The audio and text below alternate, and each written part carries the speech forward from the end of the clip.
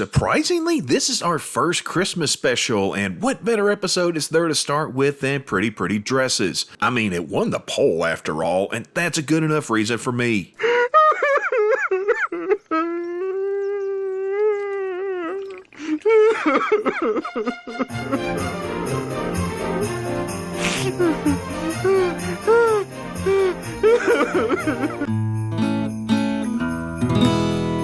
Hey folks, welcome to Squirrel Tactics. Don't forget to hit like and subscribe if you haven't already. Check out our Patreon and merch store, and yeah, let's just do this thing. Pretty Pretty Dresses! The title comes from Bill describing how his dad would punish him as a child in The Boy That Got Away. My dad used to punish me by telling me I was a girl. He used to make me wear dresses. Pretty, pretty dresses. And we also get a variation of it during Boomhauer's retelling of the events in A Firefight We Will Go, which, by the way, was the episode after this one. Dang old pretty pizza, but I tell you what. This was the show's second Christmas episode, and many consider it to be one of the show's darkest episodes. It's not a lighting issue, they're referring to the subject matter. And a lot of people think it's kind of weird to have such a dark episode set around Christmas, which actually makes more sense than people give it credit for, seeing as historically, Christmas has been a season for ghost stories. In fact, probably the best known Christmas story ever written, A Christmas Carol by Charles Dickens, is a ghost story. It's about a man haunted by supernatural beings, and you can't tell me that Marley's ghost wasn't meant to be scary. Well, most versions. There was the year we evicted the entire orphanage. I remember the little tykes all standing in the snowbank with their little frostbitten teddy bears. I mean, come on. The ghost of Christmas yet to come is essentially death. May I?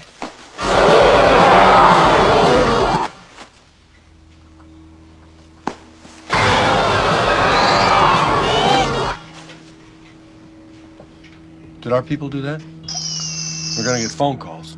So, dark stuff at Christmas isn't that odd. And if I may overanalyze, that's right, I could do more than just tediously explain what happens and shill cheese. This episode can be looked at as a Christmas ghost story, seeing as Bill is very much haunted by the ghost of Lenore and the death of their marriage. I won't go into Lenore's connection to Poe since I've covered that before, but his clinging to the ghosts of Christmas past, represented by the gifts and decorations he held onto, is killing his Christmas present, where he is miserably depressed, and the Christmas is yet to come in that his behavior is driving wedges between himself and those that care about him. Remember, often the chains we bear were forged in love. So, the episode starts with Bill in a bad place. I get he's normally in a bad place, but this was worse than normal. I do love Christmas.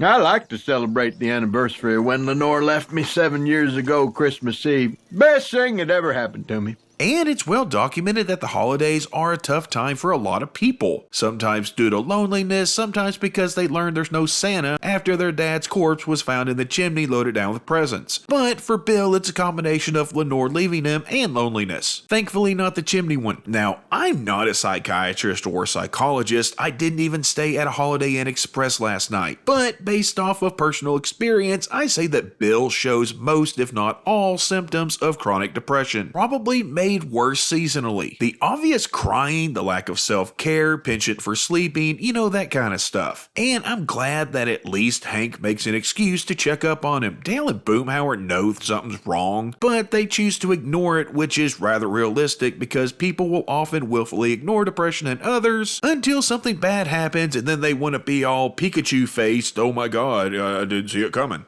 You know, I feel like eating a cookie. Bill's always got some cookies lying around, probably. The scene in Bill's house that Hank walks into is not the best sign in terms of Bill's mental condition. It seems he saved not only the presents that he had bought for Lenore, but also the tree from that Christmas. And apparently he's wrapping his toaster. I do wonder if it was one of her gifts and he just unwraps it when he needs a toaster and rewraps it every Christmas. Hank confirms that Bill will be having dinner with the Hills throughout the holidays. Again, Hank is looking out for Bill as he rather often does. And he also confirms that Bill is still stuck on the idea that Lenore's coming back, though sadly Hank doesn't have the heart to tell him otherwise. Bill, you've got to face the facts. She's not, well, It's very unlikely that, well, I guess you never know. Freakish things do happen. Yes, they do. Thank you. Yeah, it should be mentioned that she does eventually come back, just in time for Bill to ruin his relationship with former Governor Aunt Richards. What are you doing here? I think the question is, why did I ever leave?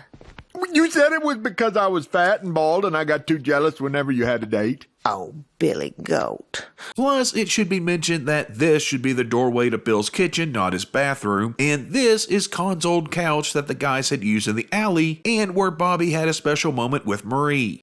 You want a kiss? Well, I'll try anything once. I didn't think I'd like fruit pies, but then I tried one, and if your kiss is anything like a fruit pie, I'm sure I...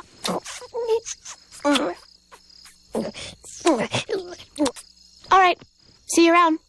We go to Bill and the Hills, great name for a tribute band, who are having dinner, and Bill became the physical manifestation of the phrase misery loves company, bringing up painful memories of heartache that he knows will make others feel as bad as he does himself. You ever think about that dead boyfriend of yours?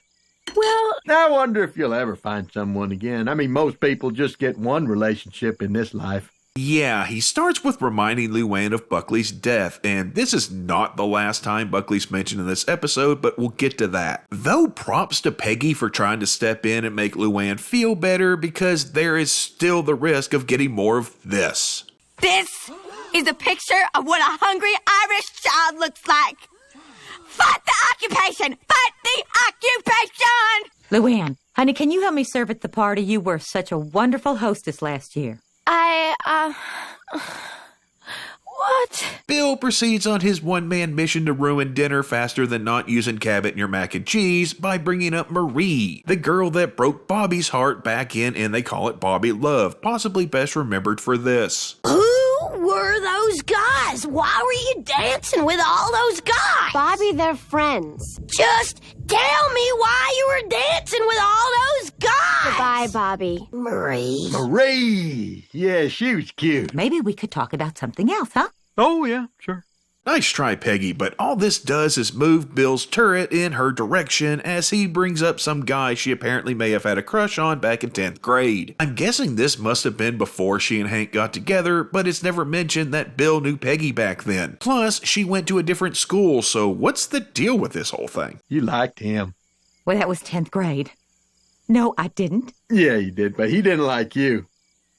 It's really hard for me to defend Bill when he says stuff like that with a ridiculously smug look on his face, but yeah, I'll say it, Peggy, you should have hit him. Anywho, the next morning at breakfast, Peggy and Bobby are on board with no more Bill dinners, but Hank scolds them and reminds them that when he set the Arlen High single-season rushing record, Bill was his blocker. And the running back who forgets his front line, that's the man I wouldn't want to have to dinner. Shame on you. Shame on you both. This resolve of Hank's is put to the test when Bill uses dinner as an opportunity to introduce the Hills to his new pet iguana, Lenore, because what else would he name it? And at least he didn't get a ferret because he never would have kept that thing clean. He claims that he got it because they're trendy, which to my knowledge they weren't, but it does allow Bill the ability to make everyone even more uncomfortable. I think he's just not very hungry right now. I mean, with so many new people.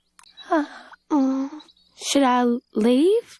Thank you. And yes, he feeds Lenore a cockroach off the table that's not as dead as Bill claims. This is about as much as Peggy can take, and she recognizes that Bill needs help, like real help. The kind that they can't really offer, though as much as I want to pat Peggy on the back here, she has to totally screw it up with her pronunciation of iguana. Like seriously, it's a wonder this woman doesn't say taco instead of taco, but it is on character. Bill seemed a lot happier tonight. Honey, that iguana is a cry for help. This discussion is interrupted by Bill claiming to have had a bad dream that involved Lenore stealing Lenore and Bill's teeth falling out. Oh, and apparently Peggy was there too, and therefore he was wanting to sleep on the Hills' couch, which Hank agrees to, but Peggy puts her foot down because Bill did something that crossed the line for her. It's about time. I'm giving you 24 hours to get me out of that man's dreams. So the next day, Hank has a talk with Bill, telling him that the family wanted to have a dinner of just themselves. Totally understandable, and Bill kind of takes the news well. About as well as he could be expected, I suppose. The Hills enjoy their Bill-less dinner, while we see that Bill, who apparently only has one set of dining ware, which I find odd, eats his spaghetti noodles off of his counter while drinking the tomato sauce rather than having the family meal over at the Hills. After dinner, Bill watches the Hills enjoying their time together without him. He's literally on the outside looking in. And at that point, Bill decides to jump off his roof. We get to see Hank's ladder rack that only appears here and in Naked Ambition.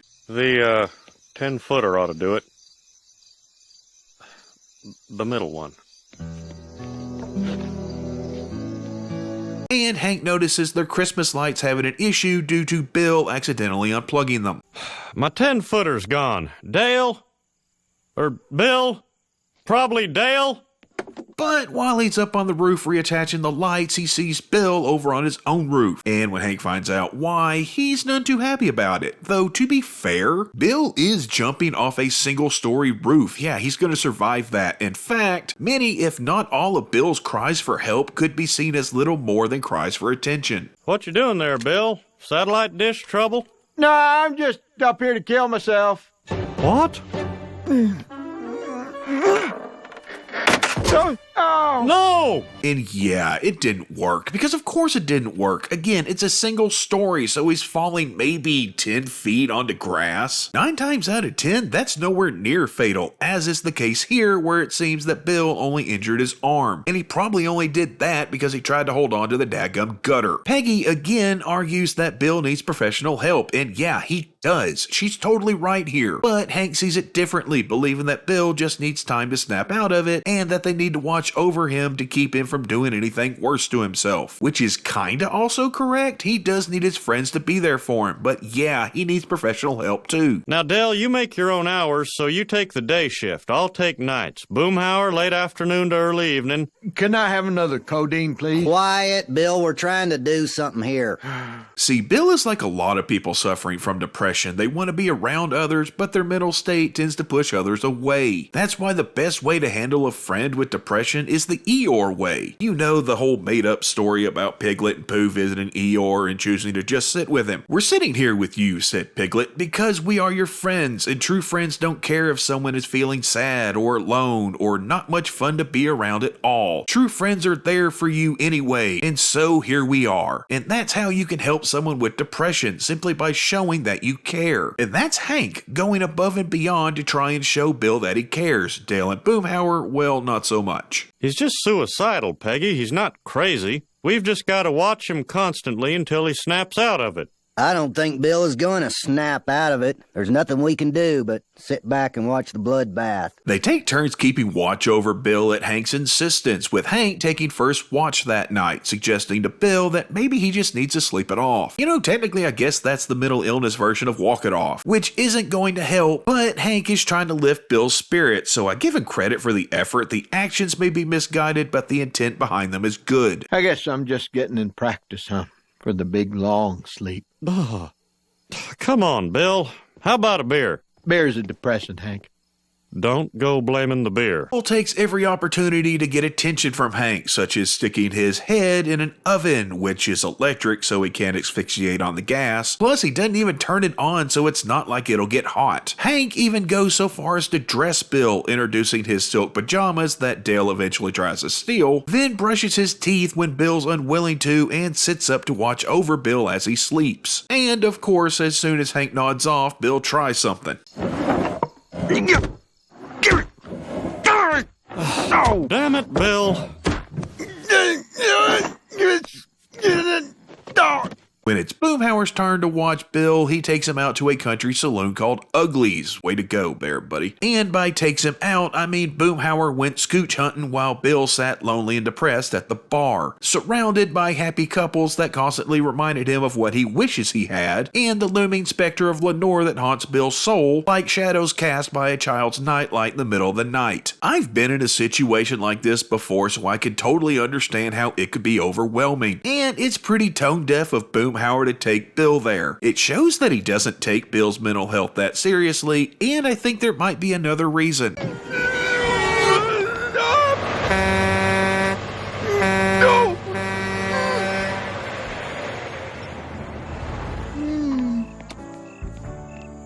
Now, this is probably a complete and utter BS theory that I've concocted, but I felt it was worth mentioning in connection with my theory from earlier, because it's possible that this episode is a twisted retelling of A Christmas Carol, with Bill obviously being Scrooge, but the three spirits are Boomhauer, Hank, and Dale.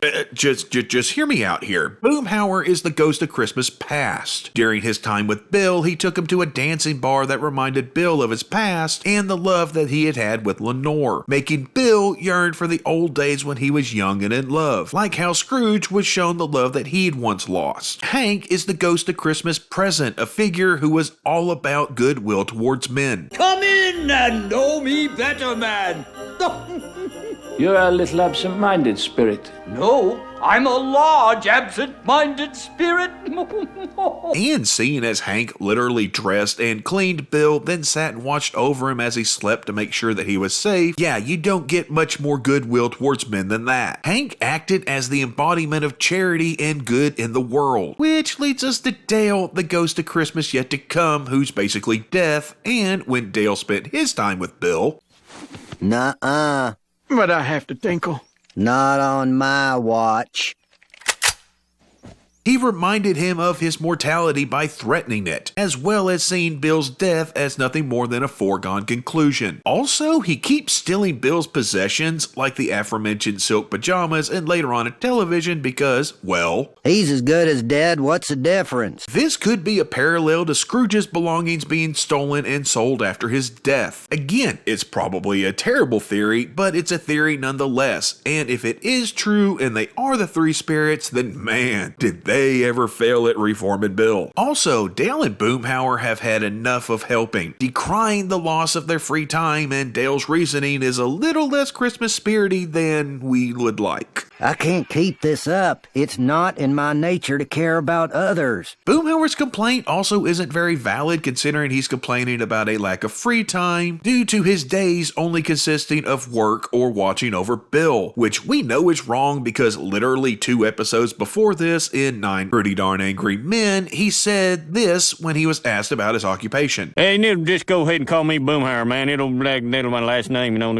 You had done a lot of different things, you know. Had a job back there, company, you know, with the settlement, man, I'll get a works comp too, man. It's tax-free, man. So he's on workers' comp, meaning he's not working all day. In fact, he should have the most open schedule and the most free time. Yeah, man, on a little routine, man. I'm talking about no free time, man. I'm work, bill. Man, I'm letting a bullet in my own head, man. This again is pretty realistic when it comes to people dealing with friends that are suffering from mental illness. Eventually, they just get tired of dealing with the person, which more often than not causes the person's mental illness to get worse. Seeing no other choice, Hank takes on their shifts, meaning he pretty much has to watch Bill at all times. And when he tries to get time off of work, Buck thinks it's for the company Christmas party that he's planning, which is apparently a pretty big deal, but Hank informs him otherwise. Well, it's a matter of life or death, really. Yeah. Just wrap it up one way or t'other. He talks with Peggy, explaining that he hasn't slept in several days, and yet, even with constant supervision, Bill still tried to drown himself in his toilet. He then asks Peggy to set up a date for Bill, which Peggy tries to get out of by coming up with excuses,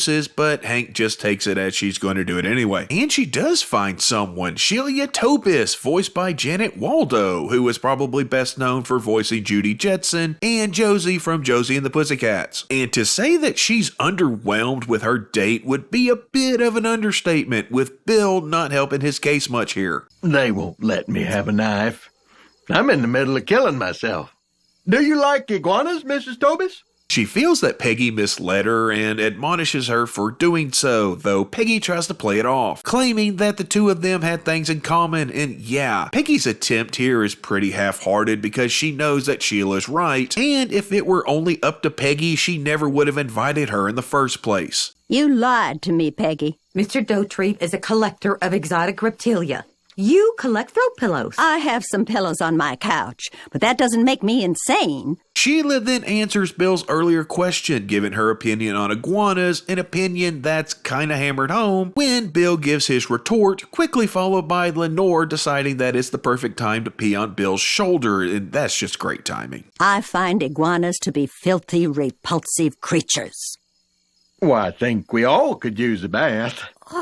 Bill, of course, tries to play it off. It's kind of hard to do that when he just got peed on by a reptile while trying to impress a possible romantic interest. And that's about as much as Sheila is gonna take. Though things escalate rather quickly when Bill responds to Sheila calling him disgusting by proposing marriage to her. Yeah, that's not the best response. Nor is trying to cling to her as though she were life itself. You are a gross man. Sheila! Marry me. Bill! Oh, this is so exciting! I just want my coat. For the love of God, get me my coat. Allow me. This is also the time that Lady Bird figures out that there's a lizard in the house, and Lenore figures out that there's a dog in the house, leading to Lenore jumping down and escaping out the window, much to Bill's dismay. But let's be honest here, getting rid of that thing is the best thing that Bill could probably do. Instead, he climbs out the window and chased rather than, using the front door that's like 10 feet away from him. Peggy goes ahead and takes this as an opportunity to share some bad news with Sheila. I have already given him your number. Hank trails Bill back to his house, stopping to admonish Dale for stealing Bill's television. Dale! He would have wanted me to have it. He's still alive. Nitpicking ain't gonna bring him back. And inside he finds Bill searching desperately for Lenore, so desperately that he begs Hank to help him. But Hank sees that it's time to put an end to all of this. He tells Bill that he needs to move on and get rid of all the crap he's kept because he's holding on to hope that Lenore, the lizard-like person, not the actual lizard, would one day come back. He even goes so far as to throw the gifts against the wall to open them in his quest to finally get through to Bill that she's not coming back. And it kinda works. Well, works in that it causes Bill to have a psychological break, but that's good enough for Hank. I don't feel anything. Great, I knew you'd snap out of this. Sure you're okay? Yes. Good. Now I can tell you, you were acting pretty weird there. Yes. Okay then, I'll see you tomorrow. The next day, Hank finds Lizard Lenore in the Hill House. I'd love to know how it got back in there. And he takes it over to Bill's, but when he gets there, he notices someone other than Bill in the backyard who he decides to confront about their presence. And in doing so, Hank gets one hell of a surprise. Hank, don't you recognize me? I'm Lenore. What is going on? Yeah, Bill's psychological break has led him to believe that he is in fact Lenore. It's a if you can't get 'em, become 'em kind of thing there, and it should have been abundantly clear at this point that Bill needed professional help. But at that moment, I think Hank was more in shock while trying to understand exactly what was going on. I mean, really, would most of us honestly react that much better if this kind of situation just came out of left field one day? Being depressed is one thing, but taking on a totally different personality is a whole nother animal. Why do you keep calling me Bill? My name is Lenore. Silly. I've come back because I love Bill so much. Now, I love this whole scene. I wish I could show the entire thing, but that's not how copyright works, at least on YouTube. You have to have some time between the clips, and the more time between the clips, the more you can show. And if you're wondering why I'm just prattling on about all this, perhaps questioning if I'm simply wasting time to fit more clips in, well, yeah, you're correct. That's exactly what I'm doing. Now, something to keep in mind at this point is, the name of the episode, Pretty Pretty Dresses, and the origin of that name. Because if it came from one of the ways that Bill's dad actually punished him as a child, then it is possible that him dressing up as Lenore in Pretty Pretty Dresses is a way of punishing himself. Anywho, Hank brings up his single season rushing record for the second time this episode, telling Bill Nor that even though he blocked for Hank, he couldn't keep helping him if this was the road that he was going to go down. Again, Bill Nor needs serious help, and throwing your hands up and walking away is just about the worst help that he could have gotten. I don't even know what kind of game you're playing. Maybe some kind of crazy tennis. Hank! Okay then.